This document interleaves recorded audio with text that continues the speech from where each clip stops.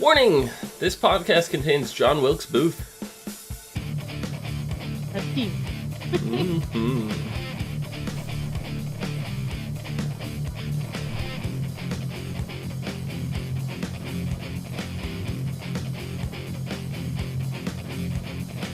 What's up, everyone, and welcome to the ASOTV podcast for Sleepy Hollow, Season 4, Episode 1, Columbia. I'm your host, Dom. With me, we have Kim and Clio. I forgot our names for a second. I was about to say, we don't have... Yeah, I don't know. They disappeared. But yeah, I'll get them They're going. somewhere. They're somewhere. Don't worry about it. Don't worry about it. So, wow, this show decided to completely and drastically change its format. Yeah. Just a little. Just a little. So It almost feels like Warehouse 13. yeah.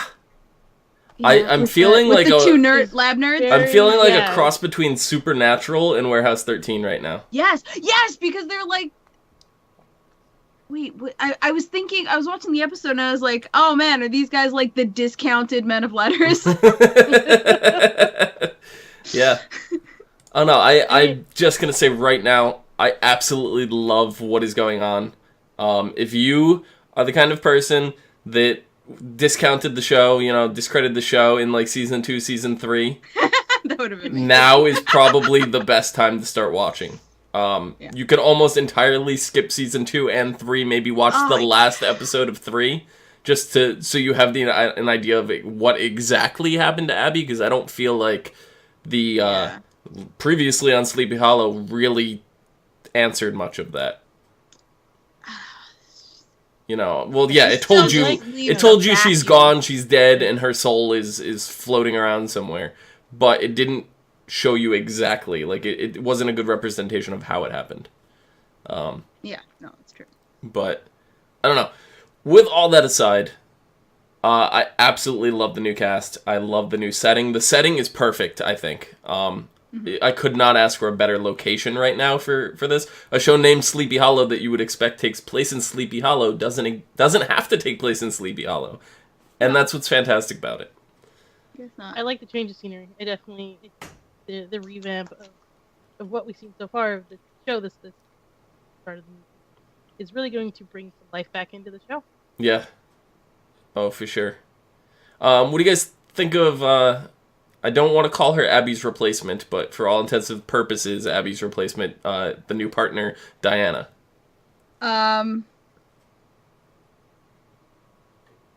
She's cool. Yeah. I like that she, even though she is her replacement, she's got a different attitude. Oh. I like She the actress. needed it, yeah. Yeah, she definitely has a So- different attitude.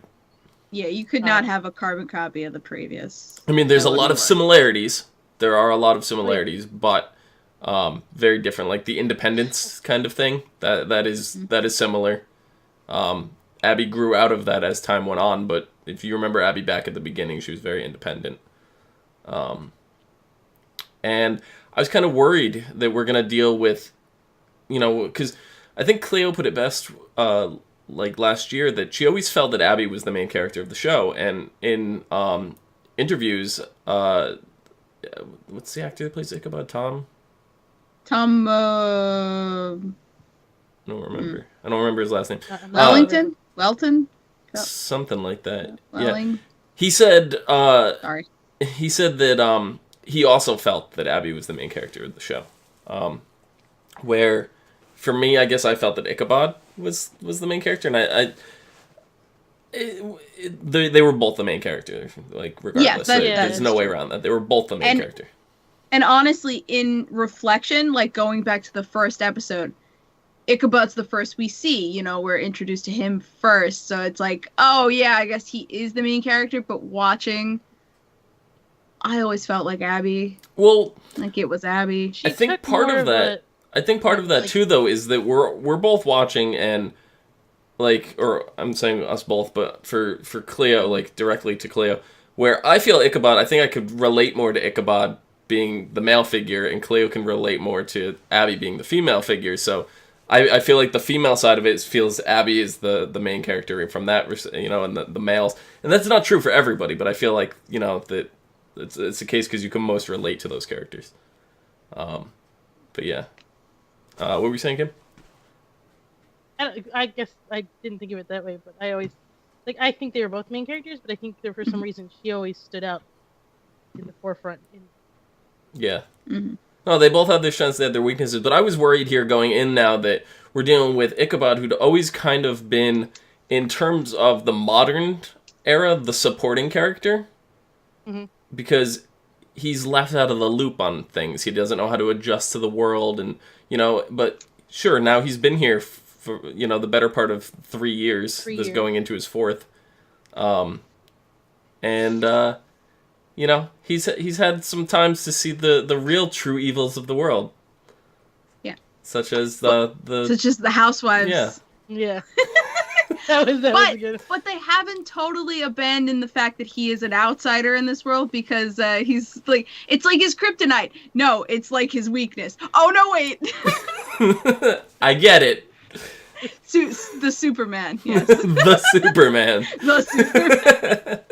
Yeah, so he's still trying to I like that they're hiding. He's hiding it now. That I'm that's thing. I'm not no. When I was apprentice to. Yeah. I mean.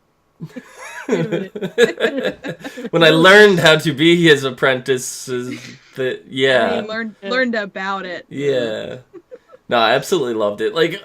Everything about this episode has me really excited for the season. And to be honest, out of all the shows that we've covered, this was, at least the last 2 seasons, my least favorite of the shows. I stuck with it because I really felt a certain way about it in season 1. And I'm really happy that I did stick with it, because I feel like season 4 is the payoff, for putting up with all of it. Okay, guys. This first episode, we got a demon. Angels. Angels. Come on. It's possible. It's possible. I need it. I want Orion back so bad. Mm-hmm. I want him to just walk up and just be a dick to everybody. Come on, let's fix this 2-second blip. The blip. So is it just me? Okay, so this demon, for some reason, it's the Smiley, is that creature thing? Smiley Man? Yeah. Did it remind you of that? You of Smiley Man? Yeah, I can see that. He's got a lot of similar characteristics. Yeah, that was for some reason all But yeah, I like the whole story with the demon. They explained that it was a Dybbuk, which is a possessive spirit, and that it was because John Wilkes Booth, being an occultist, summoned the demon into his body. And then, we went into the whole story of the Abraham assassination, which was not really a gunshot, was a finger prod to the back of the head. Yeah, they made it sound like a gunshot. Did you see? Yeah, they did. I was like... Yeah. I love that was what this was about, and then you get to see what it was in present day with him killing Diana's partner, Eric. And then, we learned the weakness. It was the traditional Sleepy Hollow format, kind of, what we're used to from the beginning, but, and then we brought in all these new characters. We had, Diana, and then we had Jake and Alex, which possibly my 2 new favorite characters on this show. Yeah. They're going to be the major comic relief. I just loved, he's like, let me get a selfie with you. It's like, yeah, what? He flipped out when he's what do you call him? Captain Brownbeard. Captain Brownbeard. Brownbeard, yeah. From Sleepy Hollow. He's like, oh my god. But yeah. And the whole fake out of, this agency that they were in, Agency 355, and then you get this weird unkept office, and you're like, this is what this has been reduced to. And then you hear the explosion go off, and they run into this cool weird little library thing. Yeah. And then all of a sudden Ichabod's eyes just go wide, and he's like, this is the secret history of America. And it's just like, yeah, pretty much. Oh yeah, we had that thing back here. And Yeah. Okay. Yeah, and those two specifically, where I was like, this feels like Warehouse 13. it feels like Warehouse 13. It also kind of feels like The Librarians. Yes, 'Cause it's actually in the It's library. An amazing show. Yeah. If you do not watch it, please go watch The Librarians. Yeah. I know this makes this is just some random thing out of the point on this, but when we started last season, we made a big deal about his hair because it was in a weird position. It was just it was half I really like what they've done with his hairstyle this season. Yeah. It's a little bit more modern. Mm-hmm. It's modern and it's not at the same time. It's got some throwback. It's still he was running through the halls, and I'm like, I miss your long hair. That was actually the first time I saw him. I was like, oh wait, your hair's different. It's the first thing that I picked up on. Yeah. I was like, I kind of like it. It's better than the weird thing you had going on last season. Yeah. Or your hair grew, your face grew into your hair. Well, they had mentioned now that in this library there's about 200 years of history here, that has been lost, and a lot of it is also in code, right? They Jake and Alex have not deciphered some of this code that's been hidden in Ben Franklin's code that's written. And you see when he's deciphering it opens up and you see treasure and demons and all this kind of stuff pop out of the book, and it's just this is going to be cool because it kind of has a national treasure feel to it as well, and oh it's my just God, Yeah, it did. you know. I was wondering. I was like, this reminds me of something. That's what it is. Yep. That's what it reminds me of. And as much as I despise Nicolas Cage, I think National Treasure is his best movie. I really do like this movie. Yeah. What, you didn't like Ghost Rider? No, I preferred The Sorcerer's Apprentice. Hey, don't knock that one. That one was actually good. I like Sorcerer's Oh God. I did like that movie. What about The Wicker Man? I actually never saw that one. What about Kick-Ass? More like Ass Kick. I like that movie, but no, It's not part of the movie that was good. No, but National Treasure, if this is gonna turn into National Treasure, the TV show with Warehouse 13 artifacts and the humor and style that both Warehouse 13 and the Librarians kind of share, I'm all over this season. Believe me, I'm all over this. Mm-hmm. So. But we were also introduced to a new villain, Malcolm Dreyfus. Douchebag Supreme. Yeah, I recognize him, and I can't. He played Daniel Faraday on Lost. Okay. One of the scientists that flew in on the helicopter. No way. That's him? Yeah. Yep. He was the astrophysicist or whatever on Lost. Whatever. Yeah. Yep. I loved that character. Oh yeah. I did not recognize him at all, not even in Believe me, if it's a Lost character, I'm going to notice it right away. Yeah, no, I know. Just like if it's a Lord of the Rings character, Yep. I'm going to get it. Yep. Jesus, no, I didn't notice. Yeah. Wow. But, he's in charge of this corporation or whatever called Dreyfus. His name is Mr. Dreyfus. They haven't given his full name yet, but his full name is Malcolm Dreyfus. And he appears to know what the hell's going on with Ichabod. Do you think he's tied to the people that had him interrogated at the beginning of the episode? I think definitely. I think that's what he said he was. It feels it. Shouldn't we get him back? That's what they were talking about. Oh, you're right. Just let them run around for them. Yeah. Just let him do his thing for a second. So yeah, he probably is. Yeah, and he's like, oh well, he dispatched the demon, and Malcolm's just like, oh, the demon was never really the purpose of this, and then he unveils the Lincoln Memorial head, that was stolen off the thing, which turned out to be a prison for John Wilkes Booth, which is actually kind of cool. I like that whole thing, but taking it off its head and released it. Yeah, but so you have this marble. I forget what kind of stone they said it was made out of. But it's the special stone. And then you have this weird glowing-eyed, dude that's just there, and they don't really explain who he is or what he is or anything like that, and he just shatters this stone. Oh, that's right. Yeah. And inside is some kind of, weird ritual stone, it looked like. It looked like the same thing that John Wilkes Booth poured his blood into, to summon the demon. Oh, yeah. It looked like something like that. And he said he's gonna stop at absolutely nothing to get the rest. How many of these things are there? Like, and are they all in monuments? Are we going to, like, Mount Rushmore next? What do they summon? And they might not all be stones either. They could all be different things. Right. Right. So they seem But like with same something powers or whatever, yeah. seemed like something for a ritual of some sort.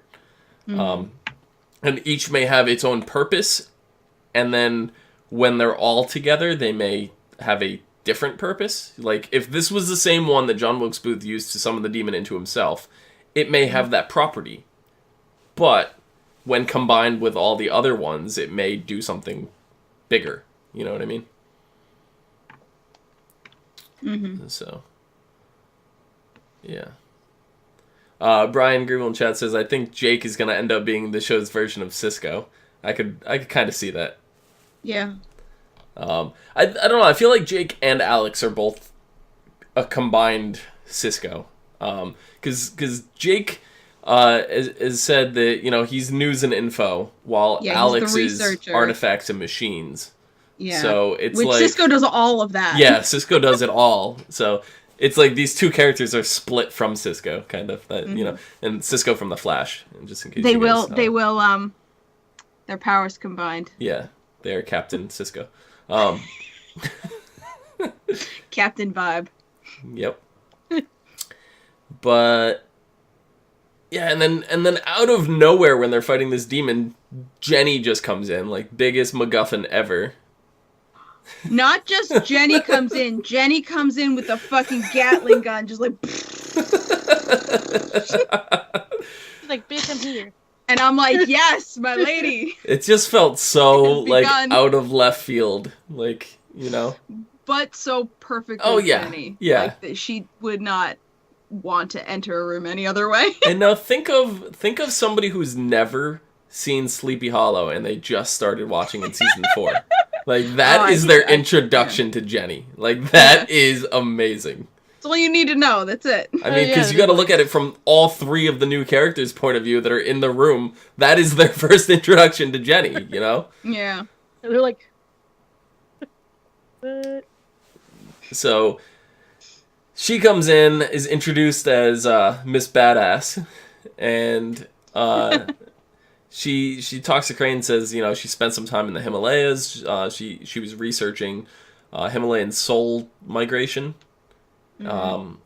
And doesn't really have any way of tracking the souls or anything like that, but feels that it's somebody Crane, you know, already knows or whatever, and it's kind of implying right off the bat that it's Diana, and that's what we kind of felt, like, instantly. Until it's revealed when Diana goes home, and we meet her daughter Molly for the first time. Molly, for whatever reason, isn't talking. And it seems like this was something from an incident that happened a few months or weeks ago, that they said, which, when she pulls out this drawing book when her mother disappears, she's got all these drawings of Ichabod. Yeah. So it's leading us to believe that Molly is the new witness? Is Abby? that's what it's like. Abby's soul, anyway? Well, the part of Abby's soul that is the witness. Right. Yeah. Yeah, maybe. Because as soon as Diana said she passed out, she's fine, the doctors say she's fine, I'm like, she had a supernatural thing.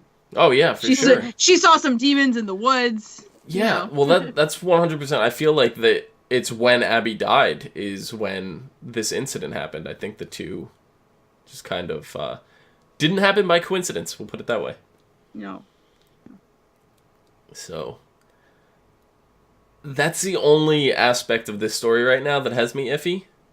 Because I'm like, how is this really going to work with having the witness be a child? And it's definitely different. It's unique in that regard, instead of making it Diana, the obvious choice. So I like that there's some freshness to this, but I just don't see where it's going right now, and that has me a little concerned. Well, I think we had Abby as the witness before. Right. And she could wield a gun and fight and all of this stuff. I think if the witness is a child, that would mean that she's going to have visions. I think her contribution to the team is her having visions. Mm-hmm. Like that seems like something. And she's more vulnerable. Yes. Right. But that seems like something more of a liability. Mm-hmm. But that seems like something a child can contribute is having visions. Oh, hey, yo, I saw this thing. I don't know what it means. Yeah, because she's having Adults, visions of Ichabod. She's drawing, and she's drawing really well. Mm-hmm. So I feel like she's going to be able to draw for them too, and show them her visions that way. Mm-hmm. So I don't know. It's definitely pretty cool there. But I don't know. This whole thing just has me super excited. Like, I am more excited for Sleepy Hollow than I think even I was in season 1 right now. Like, I am so happy for this show at the moment. And that is saying something after the hell I gave this show, you know. The last couple seasons we've been kind of like... Yeah.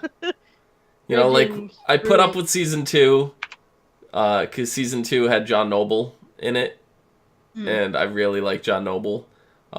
It wasn't a bad season, but it wasn't the same as season 1. And then season 3, I just don't know what the hell was going on with that season at all. Like, I just kind of forcing my way through it. And there were some really good parts of season 3. There were. Which I think is what kept me going. Yeah. There was, I mean, but there was some mythology and different things that were... Yeah, I think it was the mythology. You're correct. And that is why bringing this to DC, I think is the perfect answer to getting away from the stale format that they were in, because it's a whole new setting, whole new answers, whole new, like, mythology that they could bring in to tie to the Founding Fathers and everything. Which I'm really mad they sort of just... It was just a footnote in this episode, but Mary Todd Lincoln was fucking a demon hunter. Yeah. Or no, she was... She was head of, like, the supernatural investigatory whatever, yeah. That was just like a side comment, and I'm like, no, we're coming back to this. Yeah, oh yeah. Oh, I 100% feel like they will be back to that. And as soon as they said, oh yeah, Mary Todd Lincoln did all this stuff, I'm like, yes, yeah. I knew it. I knew it all along. I knew it. This is how history went in my head before I've even seen the show. No, I know. You know how much I love that historical fiction. Oh yeah. And I love what they did with Betsy Ross, and I love Mary Todd Lincoln as a historical figure. And when they put this on her, I'm like, yes. Yep. And we kind of got teased at the beginning of the episode with the Headless Horseman, right? We were showing him on the slideshow. Lincoln was decapitated, his monument here. As you can see in the promo down there, we have Ichabod decapitated. Do you think we're gonna get the Headless Horseman back this season? Or maybe Ichabod's finally gonna be the one to lose his head. I don't know. Diana seems like she's ready to lose her head. Oh, well, he did say he had a lot of experience with decapitation. That is true. I feel they already started to lead it in this direction when they were talking about her Diana's relationship in the beginning. Mm-hmm. I'm like, are they gonna lead them to be? Yeah, she likes oldies music and people who eat red meat and all that, and I'm like, are they gonna go with her and Crane? Like, we've already dealt with this, and I mean, and the origin story of Diana and Abby are very similar. Like, Abby's partner, Corbin, died in the first case, and Ichabod got thrown in there and all that. And now we have Diana having her partner die, supernatural being, not the horseman or, anything like that. But, it's very similar circumstances which brought them to Crane. So that's what I mean. They're similar, but they're also very different characters. Their attitude and just a lot of their characteristics are very different, but they've met Crane under almost exact circumstances. It just, the minute they had that conversation, I was like, yeah. What are you going to do? See, I don't think Crane is interested anytime soon. So if it's something that they're going to push, it's definitely not going to be this season. There's no way that Crane is going to get over Abby in one season. Oh, no. But I mean, there's still hints already, and I think that's just gonna be like before. All we got were hints. Yeah. It's slowly leading in that direction. Yeah, that's very true, because, like, 2 seasons were going by, and we're like, Cleo, Ichabod and Abby, and she's like, no, I'm not seeing it. Not we seeing were saying it. We kept saying it. Don't see it. Nope. And then finally, like, the last 2 episodes, all right, I see what you guys were talking about. Well, it was like, and then you didn't really. No, I mention, still like, don't see it. I still don't know what you guys are talking in about. season 3, they started to really start like pushing it a little bit farther, like Yeah. the release thing, and then she dies. Yeah. Yeah. So, Well, there's the end of that. do you guys think there's any possibility to get the actress who played Abby back on the show, in like as a ghost, as a vision, as anything? Like, do you think we will see that character ever again? I can't see why not.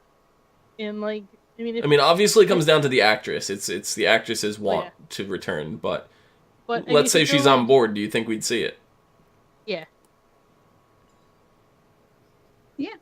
Yeah. I'm hoping. I'm really hoping. And I mean, if they get creative, they can maybe find a way to do something similar without the actress. Like maybe, I don't know. Yeah. I'm sorry. Visions. I mean, they're gonna do like visions or any of that stuff. Like that's the direction they're gonna go with with Molly. Yeah. I would see her having visions. Yeah. And if that's the case, then they can pull a different person for the spirit, because the spirit's been in a bunch of different people, so it could even go back to the first witness. Yeah, and that might be something. That might be something we learn too. Is that because we know I think they said that if the witness's job is unfinished when they die, that they go through, but it might. The witness's job may never be finished. You know what I mean? It probably won't be. Yeah. So they may just continue on throughout. And I hope we get an answer to what happened to the quote-unquote second witness, Crane, during his slumber. Like, if 2 witnesses always had to exist and he's been sleeping, did it stay in him because he was sleeping, or was he dead and then woke up? Or I don't know how that works exactly. Yeah. Like, I hope we get some kind of answer to that. But I don't know. I feel like there's a lot of room to go back and explain some of the holes that were left. Orion, hopefully, one of the biggest ones.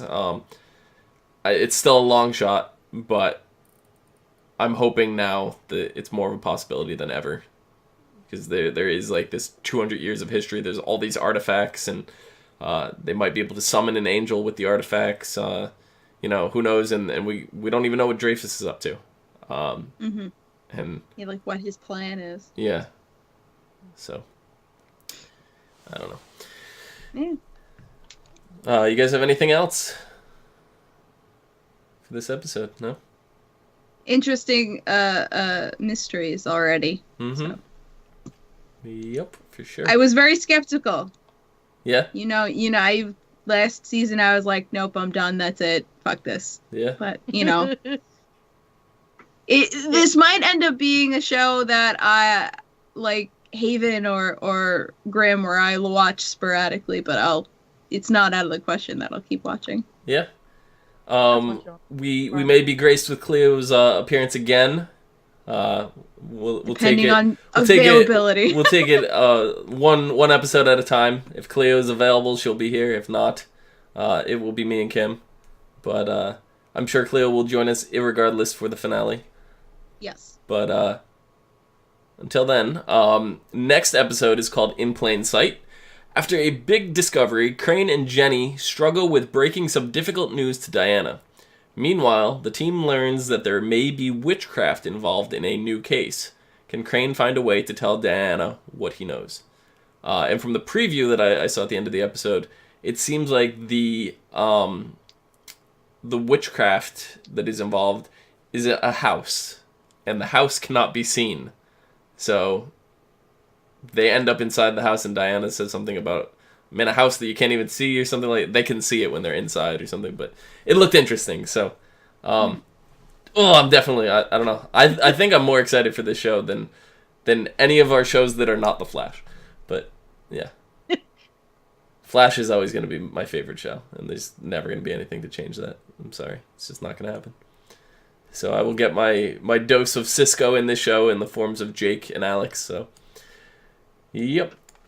That about does it. Till next time. Kim, where can the people find you? On the Twitter, HUFFITY, Excellent. Clio, where can the people find you? You can find me at Clio Moto on Twitter, Twitch, and Pinterest. Ooh. You can find me down below at Phenomenon, PHENOMEDOM.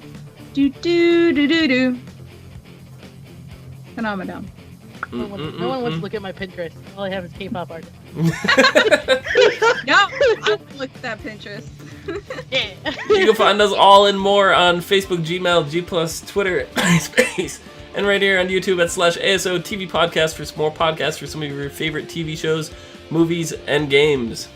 Until next time, see you guys later. Bye.